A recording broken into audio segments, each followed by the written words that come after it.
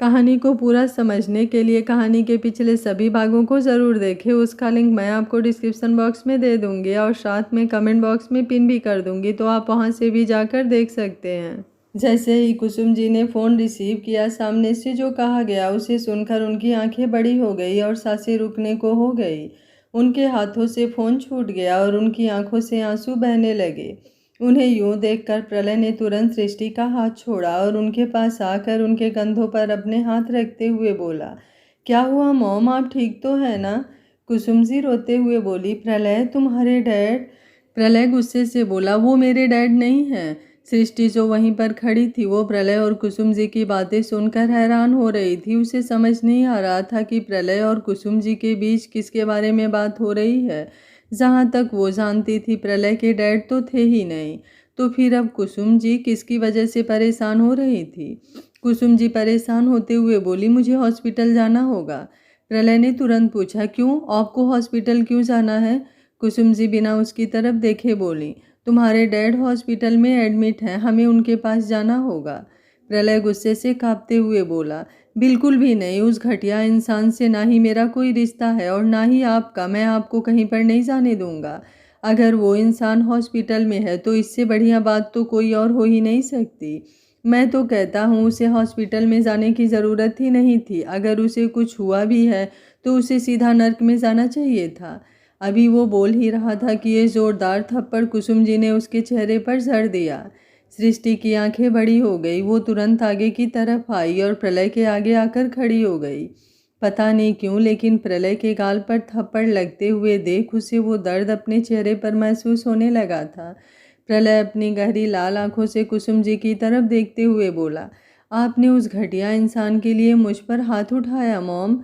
कुसुम जी का हाथ बुरी तरह से कांप रहा था। उन्होंने वो हाथ प्रलय की तरफ दोबारा बढ़ाया ताकि जहाँ पर उन्होंने उसे थप्पड़ लगाया था वहाँ पर अब प्यार से सहला सके, लेकिन प्रलय पीछे की तरफ हट गया। प्रलय गुस्से से दांत पीसते हुए बोला, नफरत है मुझे उस इंसान से, और अब ये नफरत और भी ज़्यादा बढ़ गई। ये बोलकर वो तुरंत वहाँ से बाहर की तरफ चला गया। सृष्टि उसके पीछे पीछे बाहर आई, लेकिन जब तक वो प्रलय को रोकती तब तक प्रलय अपनी गाड़ी में बैठकर वहाँ से निकल चुका था। वहीं दूसरी तरफ कुसुम जी इस वक्त हद से ज़्यादा गिल्ट में थी, लेकिन उन्हें योगेंद्र जी की फिक्र भी हो रही थी। वो भी जल्दी से बाहर आई और वहाँ खड़े ड्राइवर की तरफ देखते हुए बोली, जल्दी से गाड़ी सिटी हॉस्पिटल की तरफ लेकर चलो। सृष्टि की आंखों के सामने से अब कुसुम जी भी जा चुकी थी और सृष्टि को समझ नहीं आ रहा था कि आखिर ये अचानक से हुआ क्या। अगर प्रलय के डैड हैं तो वो उसके साथ क्यों नहीं रहते और वो उनसे इतनी नफरत क्यों करता है। कुछ देर बाद कुसुम जी जैसे ही सिटी हॉस्पिटल पहुंची वो सीधा आईसीयू की तरफ आई। आईसीयू के बाहर ही मैथिली जी खड़ी थी। मैथिली जी को देखते हुए कुसुम जी के कदम एक पल के लिए रुके, लेकिन अगले ही पल वो वापस आईसीयू की तरफ घूम गए और अंदर बिस्तर पर लेटे हुए बेजान योगेंद्र जी को देखने लगे। मैथिली जी कुसुम जी को देखते हुए बोली, अब तो तुम्हारे कलेजे को ठंडक मिल गई होगी ना, आखिर तुमने मुझसे मेरे पति को छीन ही लिया। कुसुम जी ने हैरानी से उसकी तरफ देखा और बोली, मैंने किसी को किसी से नहीं छीना, छीनने वाली तुम हो, मैं नहीं। तुमसे पहले योगेंद्र जी मेरे पति थे, तुमने उन्हें मुझसे दूर किया है, मैंने कभी तुमसे तुम्हारा कुछ नहीं छीना। मैथिली जी आगे की तरफ आई और कुसुम जी के चेहरे के बिल्कुल करीब होकर बोली, ये सब तुम्हारे बेटे की वजह से हुआ है, उसकी वजह से योगेंद्र जी की आज ये हालत है। उस प्रलय ने हम लोगों को इतने दुख दिए हैं कि आज योगेंद्र जी उन दुखों को बर्दाश्त नहीं कर पाए और इस हालत में पहुंच गए कि उन्हें हार्ट अटैक आ गया। उनकी बात सुनकर अब कुसुम जी कुछ बोल ही नहीं पाई। वहीं दूसरी तरफ अमय जो अपने आदमी के साथ खड़ा था वो अपने आदमी की तरफ देखते हुए बोला, तुमने डैड के डिस्चार्ज पेपर रेडी करवा लिए हैं ना? उसके आदमी ने तुरंत अपना सर हाँ में हिलाया और बोला, लेकिन आप योगेंद्र जी को लेकर जाएंगे कहाँ पर बॉस, क्योंकि मैथिली मेंशन को तो प्रलय राणा ने खरीद लिया ना? अमय के चेहरे पर सातिर एक्सप्रेशन लिए बोला, उस प्रलय राणा की इतनी औकात नहीं कि वो मैथिली मेंशन को खरीद पाए, लेकिन ऐसा हुआ है क्योंकि मैंने ऐसा होने दिया, क्योंकि अब मुझे मैथिली मेंशन चाहिए ही नहीं, मुझे राणा मेंशन चाहिए, क्योंकि राणा मेंशन में वो है जिसे मैं किसी भी कीमत पर हासिल करना चाहता हूँ। ये बोलते हुए उसके चेहरे पर तिरछी मुस्कुराहट आ गई। कुछ देर बाद राणा मेंशन, सृष्टि हाल में इधर से उधर टहल रही थी। वो कब से प्रलय को कॉल कर रही थी, लेकिन प्रलय उसका कॉल रिसीव ही नहीं कर रहा था। तभी दरवाजे पर कदमों की आहट हुई और उसकी नज़र सामने की तरफ गई, जहाँ पर अमय राणा खड़ा था। अमय राणा को वहाँ पर देखकर सृष्टि ने तुरंत अपने सिर पर अपना हाथ रख लिया। उसका सिर जोरों से दर्द करने लगा था और उसे यूं देखकर अमय के चेहरे पर डेविल स्माइल आ गई। उसके लिए ही तो आखिर अमय आज राणा मेंशन आया था। वो सृष्टि को ही देख रहा था और जैसे ही उसे लगा कि सृष्टि नीचे गिरने वाली है, उसने तुरंत आगे बढ़कर सृष्टि को अपनी बाहों में संभालना चाहा, लेकिन तभी अचानक से किसी ने सृष्टि को अपनी तरफ खींच लिया और वो कोई और नहीं, प्रलय था। प्रलय को वहाँ पर देखकर अमय की आंखें बड़ी हो गई और चेहरे पर तिरछी मुस्कुराहट भी आ गई। प्रलय गुस्से से अमय की तरफ देखते हुए बोला, राणा मेंशन के बाहर बोर्ड लगा हुआ है, डॉग्स आर नॉट अलाउड, तो यहाँ पर तुम्हें अंदर किसने आने दिया? अमय सृष्टि की तरफ देखते हुए बोला, जिस चीज़ के लिए मैं कब से बेसब्र हुए जा रहा था वो चीज़ राणा मेंशन में है, तो मुझे तो यहाँ पर आना ही था। प्रलय गुस्से से बोला, सोचना भी मत, अगर मेरी यूनिवर्स की तरफ नज़र उठाकर भी देखा तो आंखें निकाल लूँगा मैं तेरी। अमय व्यंग से हंसा और बोला, फिलहाल तो तू ऐसा कुछ भी नहीं कर सकता और रीज़न तो तू भी जानता है। ये बोलते हुए उसने हल्का सा अपना चेहरा पीछे की तरफ घुमाया, जहाँ से योगेंद्र जी अंदर आ रहे थे और उन्हें कुसुम जी संभालते हुए अंदर की तरफ ला रही थी। मैथिली जी पीछे पीछे आ रही थी। अपनी मॉम को अपने डैड के साथ देखकर प्रलय गुस्से से बुरी तरह कांप रहा था। उसने सृष्टि की तरफ देखा जो उसके सीने पर सर रखे हुई थी। उसकी आंखें बंद थी, वो इस वक्त अपने सेंसेस में नहीं थी। उसका सर बुरी तरह से चकरा रहा था। अमय ने उसके साथ जो कुछ किया था उसके बाद अचानक से ही उसके सिर पर बहुत ज़्यादा प्रेशर पड़ा था। प्रलय सृष्टि को लेकर तुरंत वहाँ से चला गया। वहीं दूसरी तरफ मैथिली जी ने योगेंद्र जी को संभालने की कोशिश की। तभी अमय आगे की तरफ आया और बोला, मैं डैड को उनके रूम में ले जाता हूँ, आप मुझे डैड का रूम बता दीजिए। उसका सवाल सुनकर कुसुम जी अमय की तरफ देखती ही रह गईं। जब योगेंद्र जी यहाँ से गए थे तब कुसुम जी और योगेंद्र जी एक ही कमरे में रहते थे, लेकिन अब तो वो किसी और ही कमरे में रुकने वाले थे। उन्होंने एक सर्वेंट की तरफ देखा और बोली, जाओ जाकर गेस्ट रूम रेडी करवाओ। मैथिली जी गुस्से से बोली, क्यों?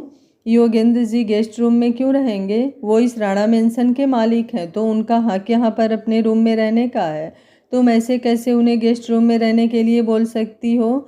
तभी वहाँ पर प्रलय की आवाज़ गूंजी, ये राणा मेंशन पहले मिस्टर योगेंद्र राणा का था, लेकिन अब ये प्रलय राणा का है और प्रलय राणा के घर में योगेंद्र राणा को गेस्ट रूम मिल रहा है, इतना ही काफ़ी है। वरना मन तो मेरा ये कर रहा है कि आप तीनों को किसी सस्ते धर्मशाला में रुकवाऊं, ताकि आप लोगों को भी अपनी औकात पता चल सके। मैथिली जी उसकी बात सुनकर गुस्से से कांपने लगी।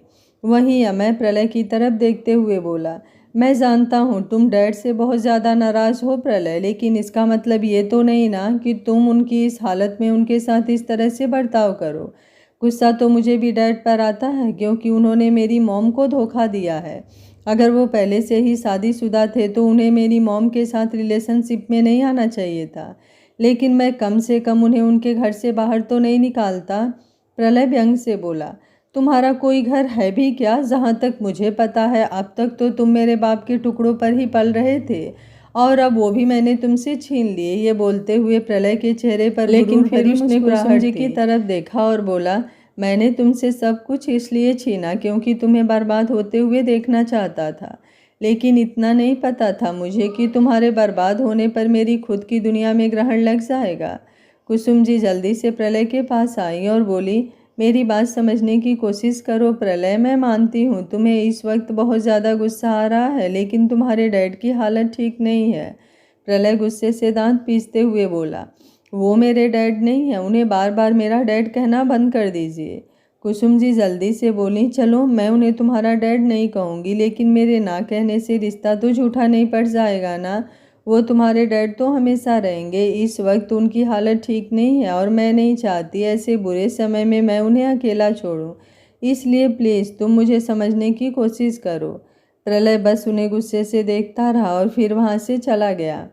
उसके जाने के बाद कुसुम जी मैथिली जी की तरफ देखते हुए बोली, मैं अपना रूम खाली करवा देती हूँ, आप दोनों वहाँ रह लीजिएगा। ये बोलकर वो सर्वेंट के साथ अपने रूम की तरफ चली गईं। उनके जाने के बाद अमय ने मैथिली जी की तरफ देखा और उन दोनों के चेहरे पर इविल स्माइल थी। कुछ देर बाद कुसुम जी अपने रूम से बाहर निकली और मैथिली जी योगेंद्र जी को लेकर अंदर की तरफ चली गईं। अंदर आते ही मैथिली जी ने दरवाज़ा बंद किया और योगेंद्र जी जो बेड पर लेट चुके थे वो एकदम से बेड पर उठकर बैठ गए और एविल स्माइल के साथ मैथिली जी की तरफ देखने लगे।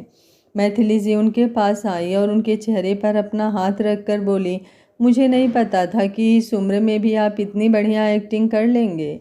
योगेंद्र जी ने उनकी कमर पर अपना हाथ रखा और बोले, अभी तो तुमने मेरी एक्टिंग देखी ही कहाँ है। उस प्रलय ने मुझसे मेरा सब कुछ छीना है ना। अगर मैंने उसे पूरी तरह से बर्बाद नहीं कर दिया ना तो मैं भी योगेंद्र राणा नहीं। उनकी बात सुनकर मैथिली जी के चेहरे की इविल स्माइल और भी ज़्यादा लंबी हो चुकी थी। वहीं दूसरी तरफ प्रलय और सृष्टि के कमरे में प्रलय वापस अपने कमरे में आया तो उसकी नज़र बेड पर बैठी हुई सृष्टि पर गई, जिसने एक बार फिर से अपने सिर पर अपना हाथ रखा हुआ था। उसका दर्द अभी भी ठीक नहीं हुआ था। जैसे ही उसने प्रलय की तरफ देखा उसने एक राहत की गहरी सांस ली। प्रलय उसके पास आया और उसके बिल्कुल बगल में बैठकर उसके चेहरे को अपने हाथों में थाम कर बोला, तुम ठीक तो हो ना यूनिवर्स। सृष्टि ने अपना चेहरा हाँ में हिलाया और बोली, अभी थोड़ी देर पहले मैंने नीचे किसी को देखा था। वो कौन था? मुझे ऐसा क्यों लग रहा है जब मैंने पहले भी उन्हें कहीं देखा है। मैं उन्हें जानती हूँ। बड़ा अजीब सा लग रहा था लेकिन याद नहीं आ रहा कि वो कौन है। प्रलय एक्सप्रेशनलेस होकर बोला, तुम्हें उसके बारे में याद करने की कोई ज़रूरत नहीं है, तुम बस अपना ख्याल रखो। सृष्टि तुरंत बोली, पर प्लीज डिस्ट्रॉयर मुझे कम से कम बता तो दीजिए कि वो शख्स है कौन, वरना उसके बारे में मैं सोचती रहूँगी। प्रलय गुस्से से बोला, खबरदार अगर तुमने उसके बारे में सोचा भी तो मैंने कहा ना तुम उसके बारे में बिल्कुल नहीं सोचोगी। उसे गुस्से में देखकर सृष्टि को समझ नहीं आ रहा था कि आखिर प्रलय को इतना गुस्सा क्यों आ रहा है। उसकी आंखों में नमी तैरने लगी और उसकी आंखों में नमी देखकर प्रलय का गुस्सा पल भर में शांत हो गया। वो बड़े प्यार से बोला, वो शख्स तुम्हारा एक्स बॉस है, इसके अलावा तुम्हारा उसके साथ कोई रिश्ता नहीं है और तुम्हें उसके बारे में सोचने की भी कोई ज़रूरत नहीं है। तुम उससे दूर रहोगी। मैं नहीं चाहता वो तुम्हारे पास आए क्योंकि वो अच्छा इंसान नहीं है। अब तो तुम्हें अपने सवालों का जवाब मिल गया ना। सृष्टि ने अपना सर हाँ में हिलाया। प्रलय ने उसके माथे को हल्का सा चूमा और बोला, तुम्हारी तबीयत ठीक नहीं है, तुम रेस्ट करो। उसकी बात सुनकर सृष्टि हल्का सा मुस्कुराई और फिर बेड पर लेट गई। प्रलय भी आकर उसके बगल में लेट गया और उसने सृष्टि को अपनी बाहों में समेट लिया। सृष्टि ने कह तो दिया था प्रलय से कि वो अमय के बारे में नहीं सोचेगी, लेकिन पता नहीं क्यों उसे अमय को लेकर बहुत अजीब लग रहा था। उसका चेहरा उसकी आंखों के सामने से जा ही नहीं रहा था। उसे ना सोते देख प्रलय थोड़ा सर्द लहजे में बोला, तुम सो रही हो यूनिवर्स या फिर नहीं। उसकी बातें सुनते ही सृष्टि ने तुरंत अपनी आंखें बंद कर ली। वहीं दूसरी तरफ प्रलय की आंखों से नींद कोसों दूर थी। वो भी अमय के बारे में सोच रहा था और उसके बारे में सोचते हुए उसे हद से ज़्यादा गुस्सा आ रहा था। जहाँ एक तरफ प्रलय और सृष्टि दोनों के दिमाग में अमय चल रहा था, वहीं दूसरी तरफ अमय इस वक्त अपने रूम में था और रूम में बैठा वाइन पी रहा था। उसकी आंखों के सामने उसका फ़ोन था जिस पर सृष्टि की तस्वीर लगी हुई थी। वो सृष्टि की तस्वीर की तरफ देखते हुए बोला, तुम अपने बच्चे के बाप के बारे में पता लगाना चाहती हो ना। मैंने सुना है बड़ी शिद्दत से तुम अपने बच्चे के बाप को ढूंढ रही हो, लेकिन तुम्हारा आशिक तुम्हें सच नहीं बता रहा। कोई बात नहीं, मैं हूँ ना, मैं करूँगा तुम्हारी तलाश खत्म और बताऊँगा तुम्हें उस दिन के बारे में जब मैं तुम्हारे करीब आया था। और फिर ये बोलते हुए उसके चेहरे पर डेविल एक्सप्रेशन थे और वो उस दिन को याद कर रहा था जब वो संतोष जी, राघव और विनी के जाने के बाद वर्मा हाउस में आया था और सृष्टि को बेहोश कर उसे उसके कमरे में ले गया था। उस रात सृष्टि बेहोश बेड पर लेटी हुई थी और अमय उसे देखते हुए अपने कपड़े उतार रहा था। उसकी बेशर्मी भरी नज़रें सृष्टि पर थी और सृष्टि, जिसे फिलहाल कोई होश नहीं था कि उसके साथ क्या होने वाला है और क्या नहीं, वो आराम से बेड पर लेटी हुई थी। अमय अपने कपड़े उतारने के बाद सृष्टि के ऊपर झुका और उसकी गर्दन पर किस करने लगा। अभी वो उन सब चीज़ों के बारे में सोच ही रहा था कि तभी सामने टेबल पर रखा हुआ उसका फ़ोन बजने लगा। उसने तुरंत कॉल रिसीव किया। सामने से आवाज़ आई, बॉस आपने जो पिक्चर्स बनवाने के लिए कहा था वो मैंने बनवा ली और आपके फ़ोन पर सेंड भी कर दी है। उसकी बात सुनते हुए अमय ने तुरंत अपने फ़ोन का लॉक खोला और उसकी आंखों के सामने वो पिक्चर्स थी जो वो कब से चाहता था। वो तुरंत फ़ोन पर बोला, तुम्हें तुम्हारी कीमत मिल जाएगी, आज तुम्हारे काम से मेरा दिल खुश हो गया। ये बोलकर उसने कॉल डिस्कनेक्ट कर दिया और उन पिक्चर्स की तरफ देखने लगा जिसमें वो सृष्टि के साथ था और जिस तरह से उसके करीब था। कोई भी उन पिक्चर्स को देखे तो अगले ही पल उन पिक्चर्स पर से अपनी नज़रें हटा ले। वो पिक्चर्स थी ही इतनी ज़्यादा इंटेंस और क्लोज कि सृष्टि खुद भी उन्हें देखती तो शर्मा जाती। उन पिक्चर्स को देखते हुए अमय के चेहरे पर एक डेविल हंसी तैरने लगी थी। सुबह का वक्त, प्रलय और सृष्टि का रूम। सृष्टि की आंखें खुली और वो प्रलय की तरफ देखने लगी। जब से वो प्रलय के पास आई थी तब से प्रलय को ढंग से देखने का मौका तो उसे मिला ही नहीं था। जब भी वो प्रलय की तरफ नज़रें उठाती तो प्रलय की गहरी नज़रें भी उस पर होती, जिसकी वजह से वो प्रलय को ढंग से देख भी नहीं पाती थी। लेकिन अब वो प्रलय के चेहरे पर झुकी हुई उसे देख रही थी। अचानक ही उसे अपनी कमर पर प्रलय का हाथ महसूस हुआ तो वो एकदम से कांप उठी। प्रलय ने अपनी आंखें खोली और मुस्कुराते हुए बोला, लगता है बड़ा प्यार आ रहा है तुम्हें मुझ पर, इसलिए मुझे इतने प्यार से निहार रही हो। उसकी बात सुनकर सृष्टि एकदम से हड़बड़ा गई और बोली, ऐसा ऐसा कुछ नहीं है। ये बोलते हुए वो हल्का सा पीछे की तरफ हट गई और प्रलय ने एक बार फिर से उसे अपनी तरफ खींचा और बोला, मतलब तुम्हें मुझ पर प्यार नहीं आ रहा? सृष्टि को समझ नहीं आया कि वो क्या जवाब दे। अगर हाँ बोलेगी तो भी फंस जाएगी और ना बोलेगी तो और भी ज़्यादा फंस जाएगी। वो शर्माने लगी तो प्रलय ने उसे नीचे की तरफ लेटाया और फिर खुद उसके ऊपर झुकने लगा। सृष्टि गहरी सांसें लेते हुए बोली, आपको ऑफिस के लिए देर हो जाएगी। प्रलय उसे इंटेंस नज़रों से देखते हुए बोला, मेरा तो आज ऑफिस जाने का मन ही नहीं है। सृष्टि हैरानी से बोली, क्यों, आज आपको अपने ऑफिस में कोई इम्पोर्टेंट मीटिंग नहीं है क्या? प्रलय कुछ सोचते हुए बोला, नहीं, आज ऑफिस में कोई इम्पोर्टेंट मीटिंग नहीं है, लेकिन आज मुझे थोड़े इम्पोर्टेंट काम ज़रूर हैं जो तुम्हारे बिना पूरे नहीं हो सकते। उसकी बात सुनकर सृष्टि उसे सवालिया नज़रों से देखने लगी। प्रलय ने उसके होठों की तरफ देखते हुए कहा, पहले तो मुझे तुम्हें बहुत सारा प्यार करना है। उसकी बात सुनकर सृष्टि का चेहरा लाल होने लगा। फिर प्रलय ने उसकी तरफ देखते हुए बोला, उसके बाद मुझे तुम्हें और भी ज़्यादा प्यार करना है। सृष्टि के सीने में अब हलचल मचने लगी और चेहरे पर मुस्कुराहट भी तैरने लगी। अब प्रलय ने अपनी नज़र थोड़ी सी और नीचे की तरफ की तो सृष्टि ने तुरंत उसका चेहरा पकड़ा और ऊपर की तरफ कर दिया। वो शर्माते हुए बोली, आप जब ऐसी बातें करते हैं तो मुझे पता नहीं क्या होता है। प्रलय इंटेंस वॉइस में बोला, अच्छा मुझे भी बताओ क्या होता है, कुछ कुछ होता है क्या? ये बोलते हुए प्रलय ने उसकी कमर पर हाथ रखकर अपने करीब कर लिया। सृष्टि ने तुरंत उसके हाथ पर अपना हाथ रखा और बोली, मत कीजिए ना डिस्ट्रॉयर, मैं सच बता रही हूँ, आप ना अपनी बातों से और हरकतों से मेरी जान निकाल लेते हैं। प्रलय उसकी गर्दन पर झुका और उसकी गर्दन को चूमते हुए बोला, अभी तो मैंने कुछ किया ही नहीं यूनिवर्स, और अभी से तुम्हारी जान निकलने लगी। उसके गाल से अपना गाल रगड़ते हुए उसके चेहरे को ऊपर की तरफ उठाने लगा। अब इसके बाद कहाँ जाओगी? सृष्टि शर्माते हुए बोली, आप जानबूझकर मुझे परेशान कर रहे हैं ना डिस्ट्रॉयर। प्रलय एक बार फिर से उसके गालों को चूमते हुए बोला, अगर तुम्हें परेशान नहीं करूँगा तो और किसे करूँगा? ये बोलते हुए वो उसके ईयरलब के पास आया और उसके ईयरलब को हल्का सा बाइट किया तो सृष्टि की दर्द से आह निकल गई। उसने भी प्रलय के सीने पर अपना हाथ रखकर अपने नाखून उसके सीने पर गड़ाने शुरू कर दिए थे। प्रलय ने उस दर्द को महसूस कर सृष्टि की तरफ देखा और बोला, तुम मुझे और भी ज़्यादा मदहोश कर रही हो यूनिवर्स, अगर मैंने अपना सब्र खो दिया तो तुम ही पछताओगी। उसकी बात सुनकर सृष्टि कुछ बोल ही नहीं पाई। प्रलय की नज़रें उसके फड़फड़ाते हुए होठों पर थी और उसने सृष्टि के पीठ पर अपना हाथ रखकर उससे अपने करीब खींचा और उसकी होठों को लॉक कर दिया। थोड़ी देर बाद दूर होकर बोला, तुम मेरे सब्र का इम्तिहान ले रही हो यूनिवर्स, पर कोई बात नहीं, तुम्हारे लिए तो कुछ भी। ये बोलकर उसने कपड़े वहाँ पर रखे और वॉशरूम से बाहर आ गया। उसकी बातें सुनते हुए सृष्टि के चेहरे पर मुस्कुराहट तैर रही थी। कुछ देर बाद सृष्टि बाथरूम से बाहर आई और आमने के सामने खड़ी होकर तैयार होने लगी।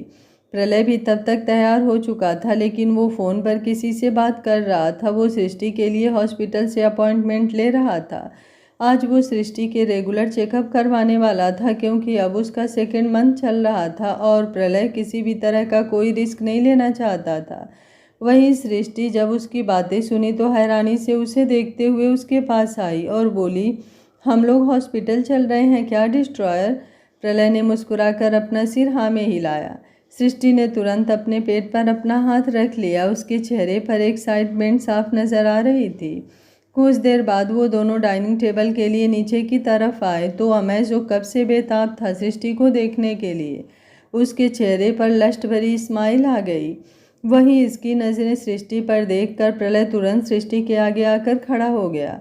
कुसुम जी डाइनिंग टेबल के पास ही खड़ी थी और मैथिली जी और योगेंद्र जी डाइनिंग टेबल पर बैठे थे। प्रलय ने जब उन तीनों को डाइनिंग टेबल पर बैठे हुए देखा तो उसने अपना चेहरा ही वहां से घुमा लिया और सृष्टि को लेकर बाहर जाने लगा। वहीं सृष्टि हैरान थी कि उन दोनों ने ब्रेकफास्ट क्यों नहीं किया। कुसुम जी उसे रोकते हुए बोली, तुम कहाँ जा रहे हो? मेरा मतलब है ब्रेकफास्ट तो कर लो और सृष्टि तुम्हारे साथ। प्रलय उनकी बात बीच में ही काट कर बोला, मैं सांप को दूध तो जरूर पिलाता हूँ, लेकिन उनके साथ बैठकर खाना नहीं खाता। आज से मैं अपना खाना अपने रूम में खाऊंगा, पर फिलहाल मैं अपनी यूनिवर्स को लेकर किसी इम्पोर्टेंट काम के लिए जा रहा हूँ। पर अगर मनहूस लोगों की शक्ल ज़्यादा देर देखी तो मेरा पूरा दिन खराब हो जाएगा। ये बोलकर उसने सृष्टि के साथ दरवाजे की तरफ अपने कदम बढ़ा दिए। उसकी बातें सुनते हुए सृष्टि को अब उससे डर लगने लगा था। वो कैसे अपने डैड के सामने ये सब बोल गया? उसे तो इसी बात पर हैरानी हो रही थी। वहीं डाइनिंग टेबल पर बैठे हुए अमय के चेहरे पर तिरछी मुस्कुराहट आ गई।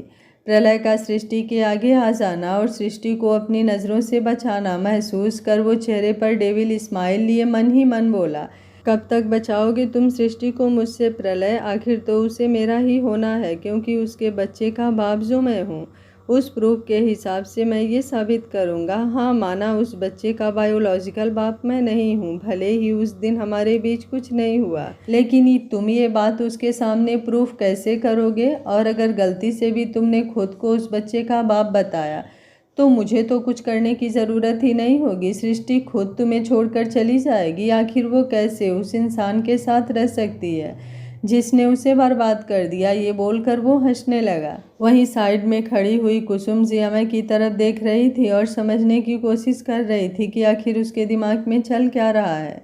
मैथिली जी और योगेंद्र जी भी दोनों एक दूसरे की तरफ देख रहे थे। मैथिली जी मन में बोली, मुझे सांप कहा है ना तुमने प्रलय? अब तुम्हें ये सांप डस कर बताएगी कि इसका जहर आज भी बिल्कुल वैसा है जैसे आज से सालों पहले था। ये बोलते हुए उन्होंने कुसुम जी की तरफ देखा और फिर वापस डाइनिंग टेबल की तरफ देखने लगी, जहाँ पर किनारे पर ही सब्जी से भरा हुआ बाउल पड़ा था, जिसमें से भाप ऊपर की तरफ उड़ रहा था। उन्होंने अपना हाथ आगे की तरफ किया और पल भर में वो बाउल नीचे ज़मीन पर गिरा और सारी सब्जी वहीं साइड में खड़ी कुसुम जी के पैरों पर जा गिरी। कुसुम जी जोर से दर्द से चिल्लाई। उन्होंने अपने पैर की तरफ देखा जो पूरा जल चुका था। वहीं दूसरी तरफ प्रलय सृष्टि को लेकर बाहर पार्किंग एरिया की तरफ आया और सृष्टि को गाड़ी में बैठने के बाद जैसे ही उसने गाड़ी स्टार्ट की, उसकी नज़र सृष्टि पर गई, जिसने अपना मुंह बनाया हुआ था। प्रलय उसकी तरफ देखते हुए बोला, क्या हुआ यूनिवर्स, तुमने अपना चेहरा 200 ग्राम से 500 ग्राम का क्यों कर लिया? सृष्टि ने घूरकर उसे देखा और बोली, मुझे आपसे बात ही नहीं करनी। प्रलय ने तुरंत उसका हाथ अपने हाथ में पकड़ा और बोला, क्यों? मैंने ऐसा क्या कर दिया? ऐसा क्या गुनाह हो गया तुम्हारे इस आशिक से? प्रलय की इतनी बात सुनते ही सृष्टि के रोंगटे खड़े होने लग गए थे। एक तो वो प्रलय को बिल्कुल भी रेसिस्ट नहीं कर पाती थी। वो मुंह बनाते हुए बोली, आप अपने डैड के साथ इस तरह से बात कैसे कर सकते हैं डिस्ट्रॉयर? आई मीन मुझे नहीं पता आप दोनों के बीच क्या प्रॉब्लम है, लेकिन उनकी तबीयत खराब है। मुझे पता चला माँ से कि उन्हें हार्ट अटैक आया है। ऐसे में आप उनके साथ इस तरह का बर्ताव कैसे कर सकते हैं? उसकी बात सुनते हुए ही प्रलय का चेहरा गुस्से से कांपने लगा था, लेकिन वो फिर भी खुद पर कंट्रोल करते हुए बोला, मैंने तुमसे कहा था ना कि तुम फालतू के लोगों के बारे में नहीं सोचोगी। मुझे तुम्हारी ज़बान पर उनका नाम भी नहीं चाहिए यूनिवर्स। तो क्या तुम्हें समझ में नहीं आता? उसका गुस्सा देखकर सृष्टि हैरान थी, लेकिन वो फिर भी हिम्मत करते हुए बोली, पहले आपने उन लोगों पर गुस्सा किया और अब आप मुझ पर गुस्सा कर रहे हैं डिस्ट्रॉयर। आप अपने गुस्से पर कंट्रोल क्यों नहीं करते? मैं कुछ गलत नहीं कर रही हूँ। मुझे नहीं पता आपकी फैमिली के बीच क्या प्रॉब्लम चल रही है, लेकिन मैं इतना ज़रूर जानती हूँ कि हमें बड़ों की ऐसे डिसरिस्पेक्ट नहीं करनी चाहिए।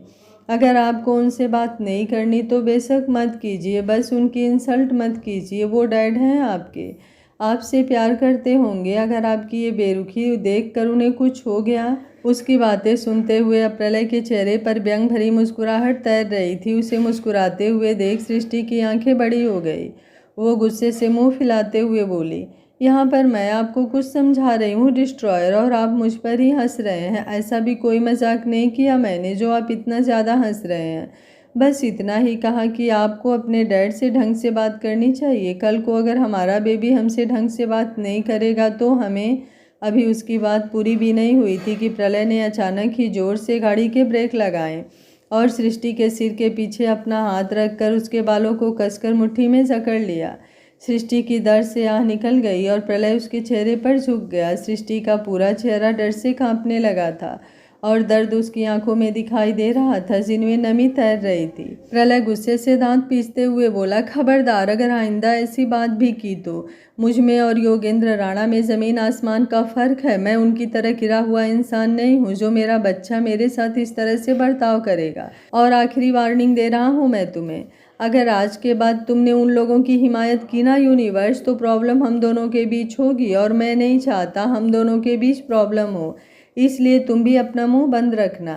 सृष्टि की आंखों से जब आंसू बाहर की तरफ बहने लगे, अगले ही पल प्रलय ने अपना हाथ उसके सर से हटा दिया और अपने माथे पर अपना हाथ रख लिया।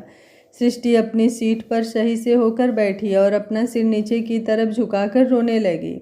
प्रलय का ये गुस्सा देखकर वो सच में अंदर तक कांप गई थी। वहीं प्रलय ने अब जोर से अपना हाथ स्टीयरिंग पर मारा और सृष्टि की तरफ देखते हुए बोला, I am so sorry universe, लेकिन मुझे गुस्सा। ये बोलते हुए उसने जैसे ही अपना हाथ सृष्टि की तरफ बढ़ाया, सृष्टि ने जोर से उसका हाथ दूर झटक दिया और अपना चेहरा विंडो की तरफ घुमाकर बाहर की तरफ देखने लगी। वो अपने आंसू खुद साफ कर रही थी और प्रलय को अब और भी ज़्यादा बुरा लग रहा था। उसने सृष्टि के कंधे पर अपना हाथ रखा और बोला, माफ़ कर दो ना यूनिवर्स, तुम जानती हो मेरा गुस्सा।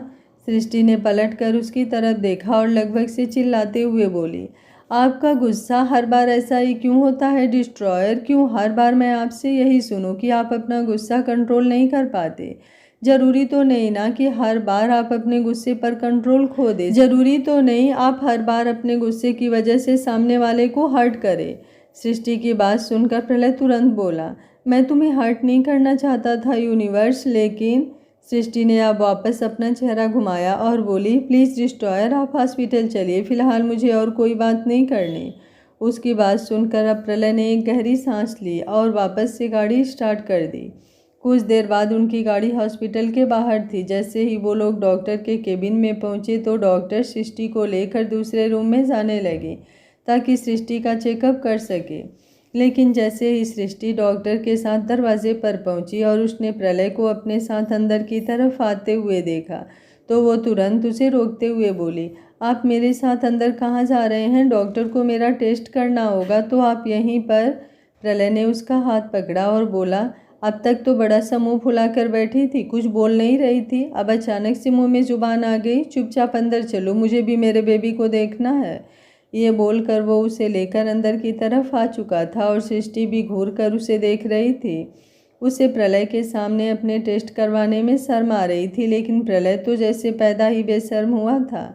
डॉक्टर ने भी जब प्रलय को अंदर आते हुए देखा तो कुछ बोलने को हुई, लेकिन प्रलय एकदम सर्द आवाज़ में बोला, यहाँ पर अब हर कोई अपना चुपचाप काम करे। प्रलय राणा को फालतू की बातें बिल्कुल पसंद नहीं। ये बोलते हुए वो सामने की तरफ खड़ा हो गया और सृष्टि बस उसकी तरफ देखती रह गई। वो जाकर बेड पर लेटी और जैसे ही डॉक्टर ने उसके पेट से कपड़ा हटाया तो सृष्टि ने तुरंत प्रलय की तरफ देखा कि कहीं प्रलय उसे देख तो नहीं रहा, लेकिन प्रलय तो देख ही उसकी तरफ रहा था। सृष्टि ने तुरंत अपने पेट को कवर करना चाहा, लेकिन तभी वहाँ पर प्रलय की आवाज़ गूंजी, डॉक्टर से टेस्ट करवाओगी या फिर मैं खुद आकर करूँ? उसकी बात सुनकर सृष्टि का हाथ जहाँ था वहीं रुक गया।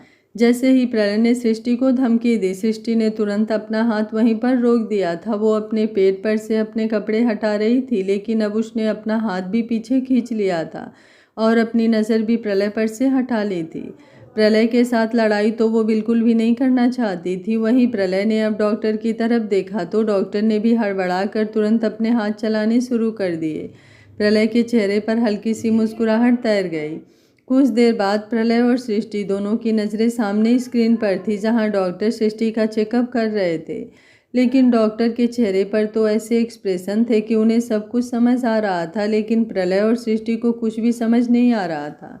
उन्हें उस स्क्रीन पर बेबी दिखाई नहीं दे रहा था।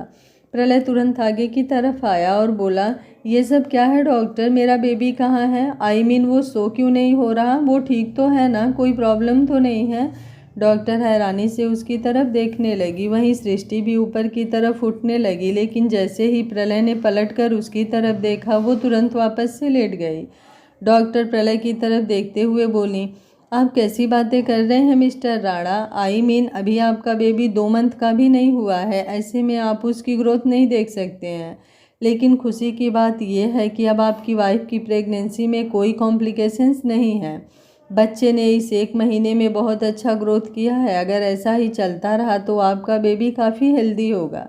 डॉक्टर की बात सुनकर प्रलय ने सृष्टि की तरफ देखा, जिसके चेहरे पर मुस्कुराहट तैर रही थी। डॉक्टर प्रलय की तरफ देखते हुए बोली, आप फिक्र मत कीजिए डॉक्टर, भले ही ये बेबी मेरी वाइफ की कोख में है, लेकिन आप इसकी सारी जिम्मेदारी मुझ पर ही समझिए और मैं अपने बच्चे के साथ कोई भी कॉम्प्लिकेशंस होने दे नहीं सकता।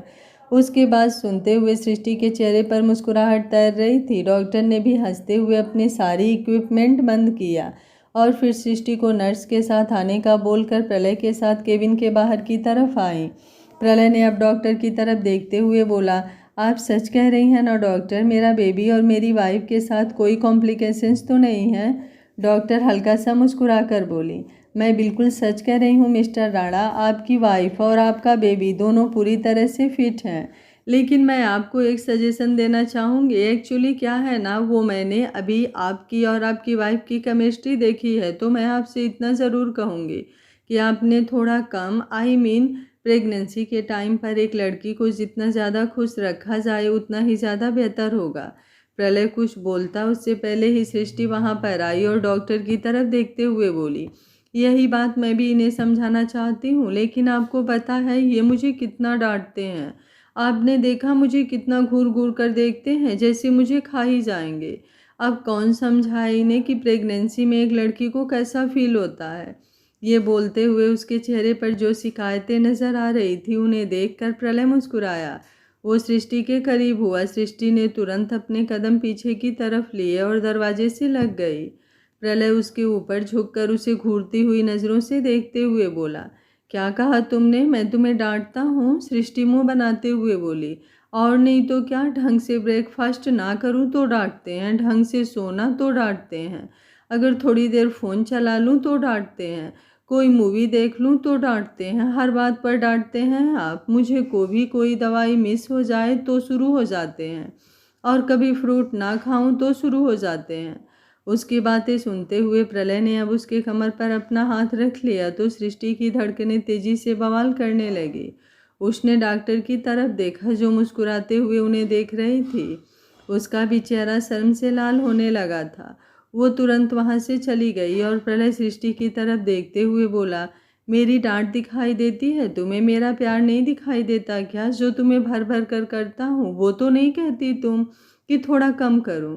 सृष्टि जल्दी से मुंह बनाते हुए बोली, प्यार प्यार कहाँ करते हैं आप? अभी थोड़ी देर पहले की ही बात ले लीजिए। आपको पता है आपने मुझे कितना डांटा है, मुझे कितना डर लगता है आपसे जब आप नाराज़ हो जाते हैं, जब आप गुस्सा करते हैं। आपका ये गुस्सा आपको तो पता नहीं, लेकिन मेरा दिल जलाता है डिस्ट्रॉयर। प्रलय अब बेहद डीप और इंटेंस वॉइस में बोला, मतलब अब मैं तुम्हें ना डांटा करूं, तुम पर गुस्सा ना किया करूं? सृष्टि ने उसके कंधे पर अपने हाथ रख लिए थे। अब वो अपने हाथ थोड़े कसते हुए बोली, नहीं, ऐसा नहीं कहा मैंने। अगर आपके प्यार पर मेरा हक है डिस्ट्रॉयर, तो आपका गुस्सा और आपकी डांट भी मेरे हिस्से में आनी चाहिए। लेकिन प्यार से ज़्यादा आप गुस्सा करते हैं। बस थोड़ा सा बैलेंस बना लीजिए। प्रलय मुस्कुराते हुए बोला, ओह रियली? अच्छा, तो ये बताओ, प्यार यहीं पर करना शुरू या फिर घर तक जाने का वेट करो? ये बोलकर वो हल्का सा उसके तरफ झुका तो सृष्टि ने तुरंत उसे धक्का दिया। प्रलय हल्का सा लड़खड़ाकर पीछे की तरफ हो गया और सृष्टि के चेहरे की तरफ देखने लगा, जो शर्म से बिल्कुल लाल हो चुका था। प्रलय दोबारा उसके करीब जाता उससे पहले ही सृष्टि तेज कदमों से बाहर की तरफ बढ़ गई। तभी उस रूम का दरवाज़ा खुला। वो नर्स जो अंदर थी वो कब से बाहर आना चाहती थी, लेकिन उसे अंदर से ही प्रलय और सृष्टि दिखाई दे रहे थे, जिसके बाद वो उनके शो को एंजॉय करने लगी। सच में ऐसा लग रहा था जैसे कोई रोमांटिक शो चल रहा हो। वो प्रलय की तरफ फाइल बढ़ाते हुए बोली, ये आपकी वाइफ की फाइल, बाकी सारी दवाइयाँ आपको मेडिकल से मिल जाएंगी। प्रलय ने अपना सिर हाँ में हिलाया और सृष्टि के पीछे पीछे चल दिया। सृष्टि गाड़ी में अपनी जगह पर बैठी थी। कुछ देर बाद उनकी गाड़ी राणा मेंशन में आकर रुकी और प्रलय जैसे ही गाड़ी से बाहर निकलने को हुआ, उसका फ़ोन बजने लगा। उसने कॉल रिसीव किया तो सामने से उसे जो कहा गया उसे सुनकर उसके चेहरे पर शॉकिंग एक्सप्रेशन थे। फ़ोन डिस्कनेक्ट करने के बाद उसने सृष्टि की तरफ देखा और बोला, तुम अंदर चलो, मैं थोड़ी देर में आता हूँ। सृष्टि हैरानी से बोली, लेकिन आप कहाँ? उसकी बात पूरी होती उससे पहले ही प्रलय एक बार फिर से बोला, तुम जाओ अंदर, मैं थोड़ी देर में आकर बताता हूँ। सृष्टि अपना सर हाँ में हिलाकर गाड़ी से बाहर निकल गई और प्रलय तुरंत वहाँ से चला गया। सृष्टि अंदर आई और अपने रूम की तरफ जाने लगी। तभी किसी की आवाज़ उसके कानों में गूंजी, ज़रा मेरे साथ भी तो 2 पल बिताओ ना सृष्टि, मुझे तो तुम भूल ही गई हो। वो आवाज़ सुनकर सृष्टि ने तुरंत पलटकर पीछे की तरफ देखा तो वहाँ पर अमय राणा खड़ा था। अमय उसके करीब आया और उसके कंधे पर अपना हाथ रखते हुए बोला, मुझे गैरों की तरह क्यों देख रही हो सृष्टि? क्या तुम भूल गई हो कि हम दोनों के बीच क्या था? उसकी बात सुनकर सृष्टि दंग रह गई। सृष्टि हैरानी से अमय की तरफ देख रही थी। अमय की बातें सुनकर वो एकदम से चौंक गई थी। उसने तुरंत अमय का हाथ अपने कंधे से झटक दिया और बोली, मैं आपको नहीं जानती, मुझे आपके बारे में कुछ भी नहीं याद है। आप कौन हैं? देखिए, आप जो भी हैं, मुझे फ़िलहाल अपने रूम में जाना है, मैं थकी हुई हूँ, मुझे रेस्ट करना है। ये बोलकर सृष्टि तुरंत वहाँ से जाने लगी, लेकिन अमय ने उसका हाथ पकड़कर उसे रोक लिया। सृष्टि ने हैरानी से उसकी तरफ देखा। उसे प्रलय की धमकी याद आ रही थी। प्रलय ने उसे साफ साफ कहा था कि वो अमय से दूर रहे, ना ही वो अमय से बात करेगी और ना ही अमय के बारे में कोई बात करेगी। अमय का जिक्र उसके होठों पर और उसके दिमाग में बिल्कुल नहीं आना चाहिए। उसकी धमकी को याद करते हुए सृष्टि की सांस हलक में अटक रही थी। वहीं अमय ने अब उसके हाथ को अपने दोनों हाथों में कसकर पकड़ लिया और बोला, तुम मुझसे इतना डर क्यों रही हो? माना तुम्हें थकावट होगी, तुम अपने पति के साथ बाहर से घूम कर जो आई हो, लेकिन अब पति के साथ घूम कर आई हो, इसका मतलब ये तो नहीं ना उसे भूल जाओ जिसके साथ तुम ना जाने कहाँ कहाँ घूमी हो। अमय की बात सुनते ही सृष्टि का दिल धक सा रह गया। अमय उसके बिल्कुल करीब हुआ और बोला, तुम्हें पता है मैं कब से इंतज़ार कर रहा था कि हम दोनों की मुलाकात अकेले में हो। तुम तो मुझे भूल गई हो सृष्टि, लेकिन मैं तो तुम्हें नहीं भूल पाया हूँ ना। तुम्हारा एक्सीडेंट हुआ, तुम्हारी याददाश्त चली गई, लेकिन मेरी याददाश्त तो अभी भी वही है ना। और तुम्हें पता है, तुम रोज़ ना सिर्फ मेरी यादों में बल्कि मेरी ख्यालों में भी आती हो, और हम दोनों के बीच वो सब कुछ होता है जो उस दिन उस रात। उसकी बात पूरी होती उससे पहले ही सृष्टि ने उसे जोर से धक्का दे दिया। मैं हल्का सा लड़खड़ा कर पीछे की तरफ हो गया। इस बार वो उसकी तरफ बढ़ता उससे पहले ही सृष्टि तुरंत वहाँ से भाग गई। वहीं दूसरी तरफ ऊपर रेलिंग से लगकर खड़ी नताशा ये सब कुछ देख रही थी और उसकी आंखों में इस वक्त शैतानी चमक नजर आ रही थी। उसने जिस तरह से भागती हुई सृष्टि को देखा और फिर अमय के चेहरे पर डेविल स्माइल देखी, उसे समझ आ चुका था कि अब उसे करना क्या है। वहीं दूसरी तरफ प्रलय अपने ऑफिस में था और अपने ऑफिस में कुछ इम्पोर्टेंट काम कर रहा था। वो अभी अभी अपनी मीटिंग से बाहर निकला था। जब से उसने राणा इंडस्ट्रीज को अपने अंडर लिया था तब से ही उसका काम बढ़ चुका था और अब उसने एक कंपनी को और टेक ओवर किया था, जिसकी वजह से उसे अर्जेंट बेसिस पर ऑफिस आना पड़ा। लेकिन अब उसका काम खत्म हो चुका था। उसने अपने फ़ोन की तरफ देखा जहाँ पर शाम होने वाली थी। वो मुस्कुराते हुए बोला, I am so sorry universe, आज फिर से मैंने तुम्हें नाराज़ कर दिया था, लेकिन आज तुम्हारा ये डिस्ट्रॉयर तुम्हें बहुत अच्छी तरह से मनाने वाला है। ये बोलकर उसने तुरंत अपने एक आदमी को कॉल किया और उसे कुछ अरेंजमेंट करने के लिए कहा। उसके आदमी ने सामने से ओके बॉस कहा और प्रलय ने फ़ोन डिस्कनेक्ट कर दिया। वहीं दूसरी तरफ राणा मेंसन सृष्टि अपने रूम में आकर बेड पर बैठी थी और बुरी तरह से कांप रही थी। अमय की बात सुनकर उसके पैरों तले ज़मीन खिसक चुकी थी। उसका वो उसे छूना और जिस नज़रों से वो उसे देख रहा था वो सब उसे बहुत अजीब लग रहा था। उसने अपने सिर पर अपना हाथ रखा और कुछ धुंधली धुंधली तस्वीर उसकी आंखों के सामने चलने लगी। अमय का ही चेहरा, लेकिन थोड़ा धुंधला, जैसे उसके करीब आ रहा हो, उसे छू रहा हो। उसका चेहरा सृष्टि के चेहरे पर झुका हुआ हो। अचानक ही सृष्टि ने अपनी आंखें खोली और बेडशीट को कसकर मुट्ठियों में जकड़ लिया। उसकी सांसें गहरी हो चुकी थी। वो कांपती हुई आवाज़ में बोली, ये क्या दिखाई दे रहा है मुझे ऐसा क्यों लग रहा है कि अमय, उन्होंने पहले भी मुझे इस तरह से छुआ हुआ है। उन्होंने वो सब जो बातें कही, उनका मतलब क्या था? क्या क्या कहना चाहते थे वो? मुझे ऐसा क्यों लग रहा है जैसे जो इंसान मैं ढूंढ रही हूँ वो अमय। ये बोलते बोलते वो चुप हो गई थी। उसकी रूह तक कांप उठी थी और उसकी आंखों से आंसू बह रहे थे। तभी अचानक से उसका फ़ोन बजा। उसने अपने फ़ोन की तरफ देखा तो उस पर प्रलय का कॉल आ रहा था। प्रलय का कॉल आते देख उसने तुरंत अपने आंसू साफ किए और कॉल रिसीव किया। सामने से प्रलय की आवाज़ आई, 10 मिनट के अंदर अंदर पार्किंग एरिया में आ रहा हूँ, जल्दी से रेडी होकर बाहर आओ।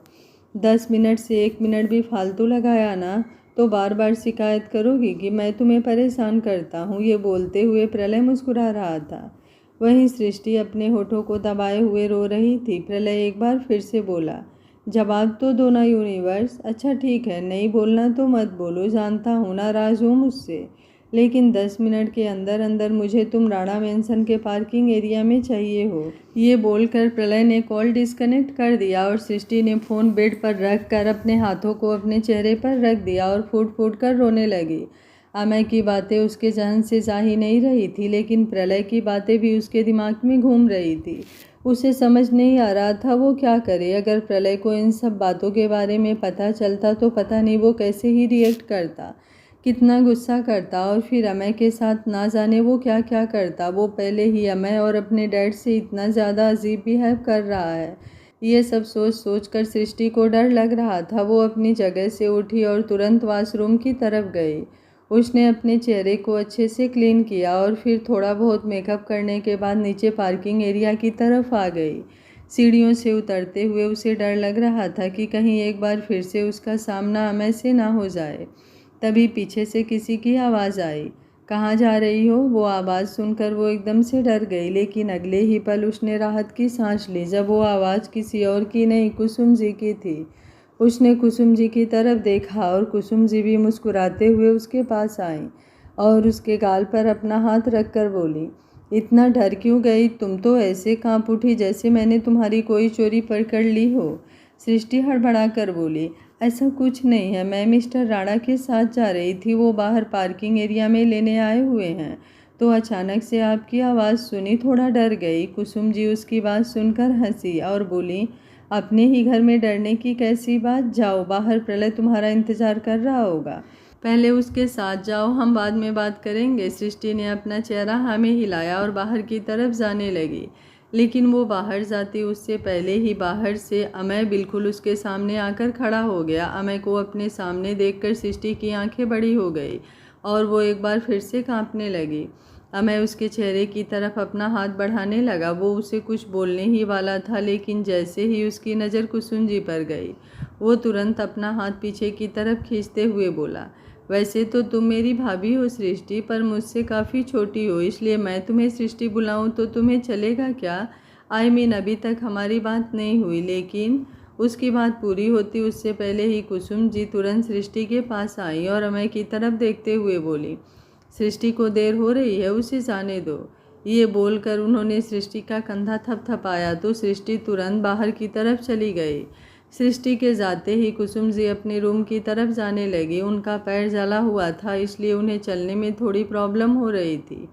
अमय उन्हें रोकते हुए बोला, मैं जानता हूँ आप मुझे गलत समझती हैं बड़ी मॉम, लेकिन मैं इतना भी गलत नहीं हूँ जितना आप मुझे समझ रही हैं। मैं मानता हूँ मैंने बहुत सारी गलतियाँ की हैं, लेकिन अब जब से मैंने अपना सब कुछ खो दिया है मैं समझ चुका हूँ कि पैसा और प्रॉपर्टी कुछ नहीं होता, मायने तो सिर्फ रिश्ते रखते हैं।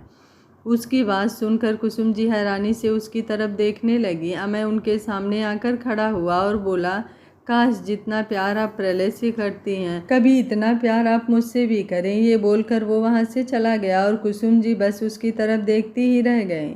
उन्हें अमय पर बिल्कुल भी यकीन नहीं था, लेकिन अमय की बातों ने उन्हें सोचने पर मजबूर कर दिया था। वहीं जैसे ही सृष्टि पार्किंग एरिया में आकर खड़ी हुई, एक गाड़ी बिल्कुल उसके सामने आकर रुकी और उस गाड़ी में से अंदर बैठे प्रलय ने गाड़ी का दरवाज़ा ओपन किया। सृष्टि ने उसकी तरफ देखा भी नहीं और चुपचाप गाड़ी में बैठ गई। उसकी आंखें हल्की लाल थी। कुसुम जी ने तो उसे कुछ नहीं कहा, लेकिन वो जानती थी कि प्रलय जैसे ही उसकी आंखों में देखेगा उसे पता चल जाएगा कि सृष्टि रोई है, इसलिए वो उससे अपनी नज़रें नहीं मिलाना चाहती थी। सृष्टि को अपना चेहरा दूसरी तरफ घुमाते देख प्रलय के चेहरे पर मुस्कुराहट तैर गई। उसे लग रहा था कि सृष्टि अभी भी बहुत ज़्यादा नाराज़ है, इसलिए उसकी तरफ देख भी नहीं रही। तो वो मन ही मन बोला, तुम्हारी नाराज़गी बस मैं अभी दूर ही करने वाला हूँ यूनिवर्स, क्योंकि आज तो वो होगा जिसके लिए मैं हद से ज़्यादा बेताब हूँ। ये बोलते हुए उसके चेहरे पर एक्साइटमेंट नज़र आ रही थी। उसने सृष्टि के हाथ पर अपना हाथ रखा तो सृष्टि ने तुरंत अपना हाथ हटा लिया। वो प्रलय के साथ होते हुए भी अचानक से डर गई थी। वहीं प्रलय ने उसकी तरफ देखते हुए कहा, यार ये तो गलत बात है ना यूनिवर्स, इतनी भी क्या नाराज़गी कि खुद को छूने ही ना दो। तुम्हें मुझसे नाराज़ रहना है ना, बेशक से रहो, लेकिन नाराज़गी अपने दिल और दिमाग में रखो। इस जिस्म को छूने का हक तो मेरा नाराज़गी में भी है। ये बोलकर उसने सृष्टि का हाथ एक बार फिर से अपने हाथ में पकड़ लिया और उसे हल्का सा चूम लिया। सृष्टि की सांस गहरी होने लगी थी और आंखों में एक बार फिर से नमी तैरने लगी थी। वो चाह कर भी प्रलय को कुछ बता नहीं पा रही थी। कुछ देर बाद प्रलय की गाड़ी एक रिजॉर्ट के बाहर आकर रुकी और ये वही रिजॉर्ट था जहाँ पर एक बार पहले प्रलय सृष्टि को लेकर आया था। वो एक बार फिर से अपनी पुरानी यादें ताज़ा करना चाहता था। वो एक बार फिर से सृष्टि को वहाँ पर लेकर आया था जहाँ पर उसने पहली बार सृष्टि को प्रपोज किया था। वो तुरंत गाड़ी से बाहर निकला और सृष्टि की तरफ आया। उसने जैसे ही दरवाज़ा खोला उसकी नज़रें सृष्टि के चेहरे पर गई तो उसका चेहरा उसे उतरा हुआ लगा। सृष्टि की तरफ वो देखते हुए अपना हाथ आगे बढ़ाया और बोला, यूनिवर्स अपना हाथ दो। सृष्टि ने अपना हाथ उसके हाथ में रखा तो प्रलय ने उसे बड़ी ही नाजुकता से बाहर निकाला और सृष्टि की तरफ देखते हुए बोला, रोना किस लिए आया? सृष्टि ने हैरानी से उसकी तरफ देखा। उसे लगा अब तक तो उसकी आंखें नॉर्मल हो गई होगी। वो तुरंत बोली, मैं तो नहीं। बोलकर वो आगे की तरफ बढ़ते हुए बोली, हम आगे चलते हैं। प्रलय ने तुरंत उसके पेट पर अपना हाथ रखकर उसे रोका और उसे वापस पीछे की तरफ किया। सृष्टि का दिल जोरों से धक धक करने लगा। प्रलय ने बड़े ही प्यार से उसके गाल पर अपना हाथ रखा और बोला, तुम जानती हो ना तुम मुझसे कुछ नहीं छुपा सकती, तो कोशिश भी क्यों कर रही हो? सृष्टि मुँह बनाते हुए बोली, मैं आपसे नाराज़ हूँ, इसलिए मुझे रोना आ रहा था। प्रलय मुस्कुराया और बोला, तुम मुझसे नाराज़ थे इसलिए तुम्हें रोना आ रहा था? ये क्या बात होती है यूनिवर्स? नाराज़ जो होता है उसे गुस्सा आता है, ना कि रोना। सृष्टि ने उसके सीने पर अपना हाथ रखकर उसे पीछे की तरफ ढकेलते हुए कहा, लेकिन मेरी नाराज़गी अलग है, मुझे रोना आता है। प्रलय मुस्कुराया और बोला, फिर तो तुम्हें मनाने का तरीका भी अलग होना चाहिए यूनिवर्स। सृष्टि के चेहरे पर अब सवालिया एक्सप्रेशन आ गए। तभी उसकी नज़र सामने रिजॉर्ट पर गई और वो सोच में पड़ गई। उसे ऐसा लग रहा था जैसे वो इस जगह पर पहले भी कभी आई है। वो प्रलय की तरफ देखते हुए बोली, मुझे ऐसा क्यों लग रहा है डिस्ट्रॉयर, जैसे मैं पहले भी कभी यहाँ पर आई हूँ। उसकी बात सुनकर प्रलय हैरान हुआ। एक तरफ वो खुश हो रहा था कि सृष्टि को शायद कुछ याद आने लगा है, वहीं दूसरी तरफ उसे टेंशन हो रही थी कि कहीं उसके सच बताने से पहले सृष्टि को कुछ याद ना आ जाए। वो सृष्टि को बताना चाहता था कि उन दोनों का रिलेशनशिप पहले से है। वो तुरंत बोला, मुझे नहीं लगता तुम यहाँ पर आई होगी, और अगर आई भी होगी तो शायद किसी मीटिंग या फिर किसी ऑफिस पार्टी में आई हो। तो कुछ कहा नहीं जा सकता। लेकिन प्रलय ने एक बार मेरे उसके चेहरे को अपने हाथों में थामा और बोला, मुझे नहीं पता तुम पहले यहाँ पर आई हो या नहीं, तुम्हारे लिए याद आएगा या नहीं है तुम्हारे, लेकिन इतना जरूर जानता हूँ कि आज की रात किसी और पर हो तो दिल जलता है मेरा। और ये बात तुम्हें हमेशा याद चेहरे पर हल्की सी ये बोलकर वो हल्का सा उसकी गर्दन पर झुका और उसने बड़े ही प्यार से उसकी गर्दन को होले से चूम लिया तो सृष्टि एकदम से सिहर उठी। प्रलय ने अब उसका हाथ कसकर थाम लिया और उसे लेकर आगे की तरफ बढ़ गया।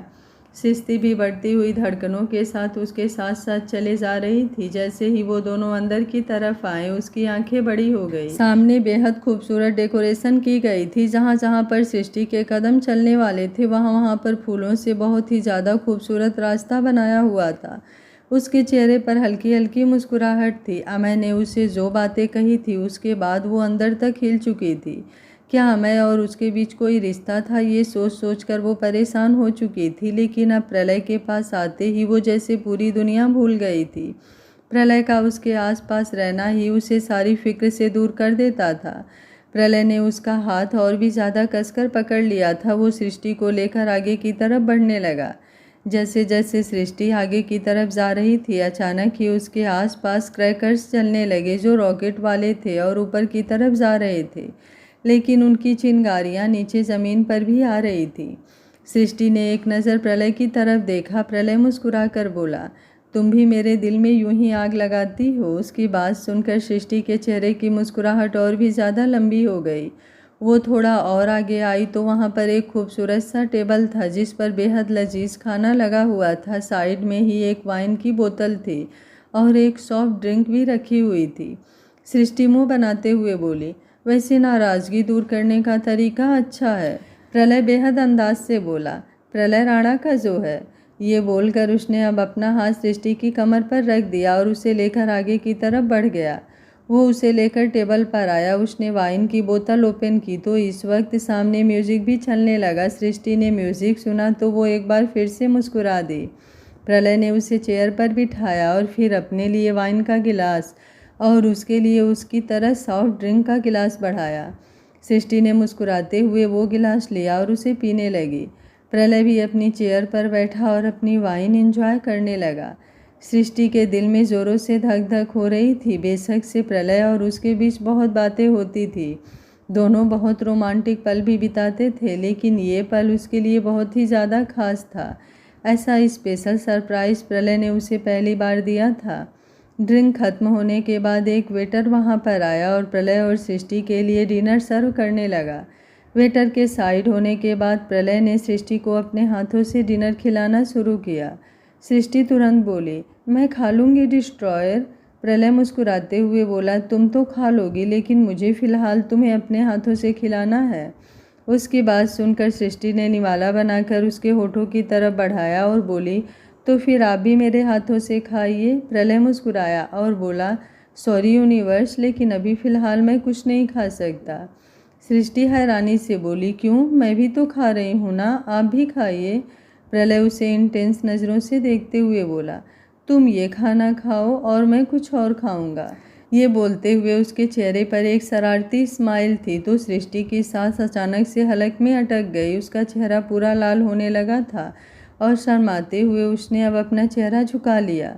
प्रलय उसे यूं शर्माते हुए देख मुस्कुराया। उसने सृष्टि को खाना खिलाना जारी रखा। मेरे घर में शादी है जिसकी वजह से 2-3 दिन पार्ट नहीं आ पाएंगे। इधर ही पार्ट मैंने बहुत मुश्किल से बनाया है, बिल्कुल भी समय नहीं मिल पाता था और थोड़ा मन भी परेशान है क्योंकि इतनी अच्छी कहानी होने के बावजूद भी व्यूज़ बिल्कुल नहीं आ रहे हैं। फिर भी मैं जल्द ही अगला पार्ट लाने की कोशिश करूँगी जैसे ही मुझे समय मिलेगा। आई होप तब तक आप लोग समझेंगे और मेरी पुरानी कहानियों को एंजॉय करेंगे।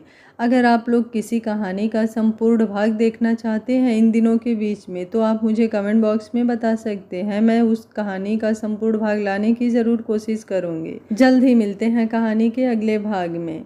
तब तक आप लोग स्वस्थ रहिए, मस्त रहिए और मेरी पिछली कहानियों का आनंद लेते रहिए।